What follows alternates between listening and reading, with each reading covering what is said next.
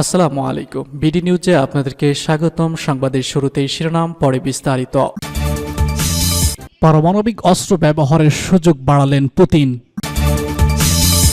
এদিকে হুতির হামলার পর লোহিত সাগর ছাড়ল মার্কিন রণতরী।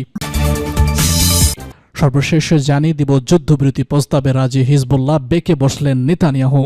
শুনছিলেন সংবাদ শিরোনাম, এখন বিস্তারিত। তার আগে অনুরোধ থাকবে, ভিডিওতে একটি লাইক দিন এবং কমেন্টস করে জানিয়ে দিন কোন জেলা থেকে বা কোথা থেকে আমাদের সঙ্গে যুক্ত রয়েছেন। পারমাণবিক অস্ত্র ব্যবহারের সুযোগ বাড়ালেন পুতিন। পারমাণবিক অস্ত্র ব্যবহারের নীতিমালা শিথিল করে নতুন একটি ডিক্রিতে স্বাক্ষর করেছে রুশ প্রেসিডেন্ট ভ্লাদিমির পুতিন। মঙ্গলবার ইউক্রেন যুদ্ধের 1000তম দিনে এই ঘোষণাটি সামনে এলো। এর মাধ্যমে যুদ্ধক্ষেত্রে মস্কোর পারমাণবিক অস্ত্র ব্যবহারের সুযোগ আরও বিস্তৃত করা হলো। নতুন নীতিমালায় বলা হয়েছে, রাশিয়া কোনো অপারমাণবিক রাষ্ট্রের বিরুদ্ধেও পারমাণবিক অস্ত্র ব্যবহার করতে পারে যদি সেই রাষ্ট্র পারমাণবিক অস্ত্রধর কোনো দেশের সমর্থন পায়। ক্রেমলিনের মুখপাত্র দিমিত্রি পেসকভ বলেছেন, অপারমাণবিক রাষ্ট্রের পক্ষ থেকে আক্রমণ যদি কোনো পারমাণবিক শত্রুদের সহযোগিতায় ঘটে, তাহলে সেটিকে যৌথ আক্রমণ হিসেবে বিবেচনা করা হবে। তিনি এটিকে বর্তমান পরিস্থিতির সঙ্গে সামঞ্জস্যপূর্ণ করার জন্য একটি অত্যন্ত গুরুত্বপূর্ণ নথি হিসেবে উল্লেখ করেন। পেসকভ বলেছেন, এই নীতিমালা রাশিয়ার উপর বড় ধরনের বিমান হামলা হলে পারমাণবিক অস্ত্র ব্যবহারের অনুমতি দেয়। এমনকি যদি সেই হামলায় কেবল প্রচলিত অস্ত্র ব্যবহৃত হয়, তবু পারমাণবিক অস্ত্র ব্যবহার করতে পারে মস্কো। তিনি বলেছেন, রাশিয়া বরাবরই পারমাণবিক অস্ত্রকে প্রতিরোধের হাতিয়ার হিসেবে ব্যবহার করেছে এবং এটি কেবল তখনই ব্যবহার করা হবে যখন রাশিয়া প্রতিক্রিয়া জানাতে বাধ্য হবে। নতুন নীতিমালার আওতায় রাশিয়ার ঘনিষ্ঠ মিত্র বেলারুশ ও মস্কোর পারমাণবিক সুরক্ষার আওতাভুক্ত থাকবে।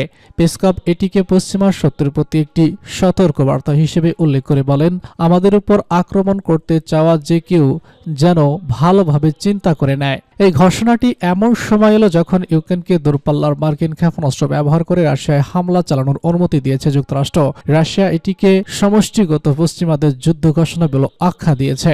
পেসকভ বলেছেন, মস্কো তার বিশেষ সামরিক অভিযান শেষ না হওয়া পর্যন্ত লড়াই চালিয়ে যাবে।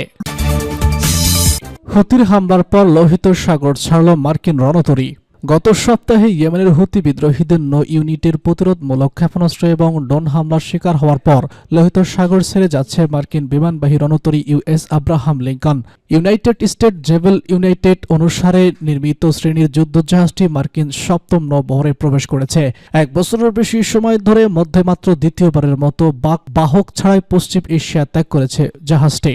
শেষবার মার্কিন নৌবাহিনীর কোনো ক্যারিয়ার স্ট্রাইক গ্রুপ ছাড়াই এই অঞ্চল ত্যাগ করেছিল জুন মাসে। আইজেনহাওয়ার মধ্যসাগরে প্রবেশ করেছিল। সে সময় ইউএস লিথোরেন্ট ইউনাইটেড স্টেট কমান্ডোর প্রবেশ করেছিল। জুন মাসে ইউএস ইনস্টেটেড আগাম হিউয়েট ডি আইনহাওয়ার ক্যারিয়ার স্ট্রাইক গ্রুপকে 7 মাস পর পশ্চিম এশিয়া ছেড়ে যাওয়ার অনুমতি দেয়।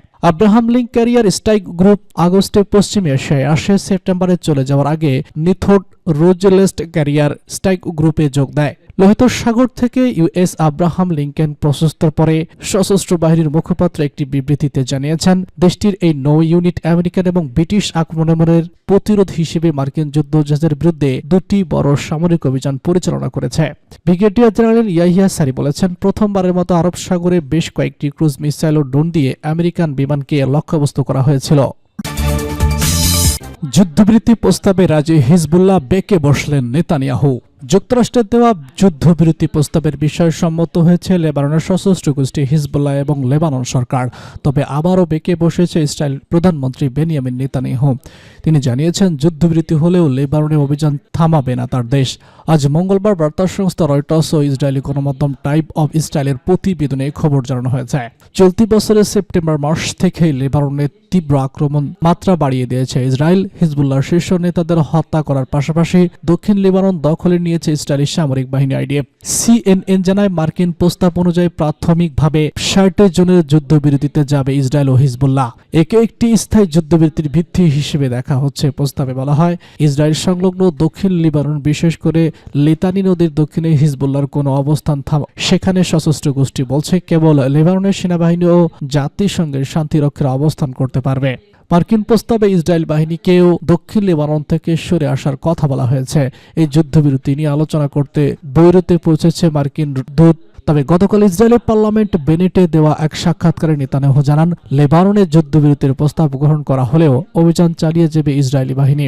তিনি বলেন, কাগজে কি থাকবে সেটা গুরুত্বপূর্ণ না, কাগজে সই করা হলে আমাদের উত্তরে আক্রমণ চালিয়ে যেতে হবে। যুদ্ধবিরতি ঘোষণা করা হলেও সেটা মানার নিশ্চয়তা দিতে পারছি না।